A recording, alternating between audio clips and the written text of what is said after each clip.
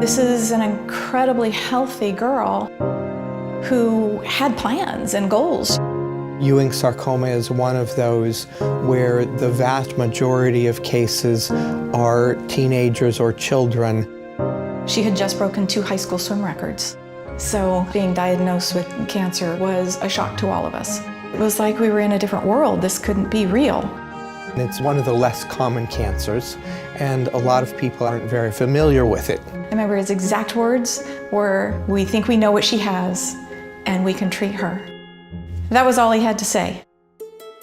About 2/3 of the children with Ewing sarcoma will respond to the state-of-the-art therapy. And I told her, "Lauren, look at your leg. You can bend your leg again. The chemo is attacking the cancer. You can do this, you're strong."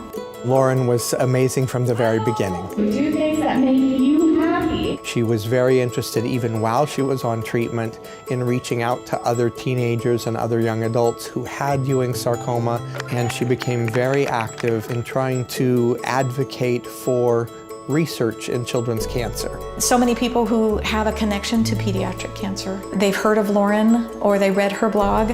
Other people can read and feel empowered and feel the way she did. I saw it in her eyes. She was determined to do this and beat it, and she did. She had her whole body scanned. The results came back saying there was no cancer. She popped right out of therapy and ran off to junior college. She was back in her element. The fire was relit and she was ready to just go. Lane 8, Lauren McCullough. And then came the conference championship meet. Go, Lauren! And her time on the backstroke, that qualified her for the state championships. Lauren got second at 28-27. Lauren was at the state meet in Los Angeles, and she wasn't feeling good. She said, "I don't think I can swim." And they did some x-rays, and they saw that there was fluid on her lung. Unfortunately, about 1/3 of the children who get it, the disease will come back. Dr. Jolly just held her hands and explained that there was a large tumor in her chest and that the cancer had come back. Lauren had asked the doctor how much time she had, and she was told 6 months. So that's when Lauren decided she wanted to get married. Deanne comes up and she said, "Lauren wants to have a wedding." Really?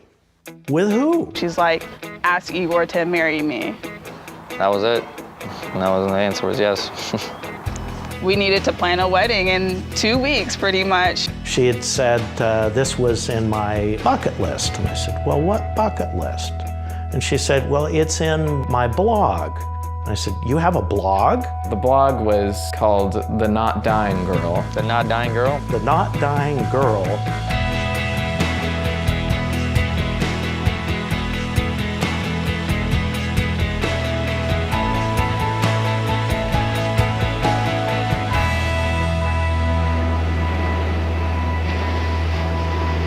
She was not dying. She was living.